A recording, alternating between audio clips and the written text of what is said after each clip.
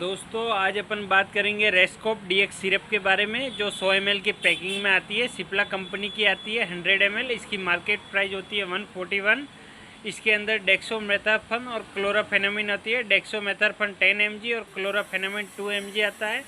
इसका रेस्कोप डीएक्स का main use सूखी खांसी के लिए किया जाता है। इस दवाओं में दो मिश्रण है जो गले में जलन, छींक, नाक बहने के लिए बहुत ही बढ़िया राहत प्रदान करती है और गले में खराश के लिए बहुत ही फ़ायदेमंद सिरप है।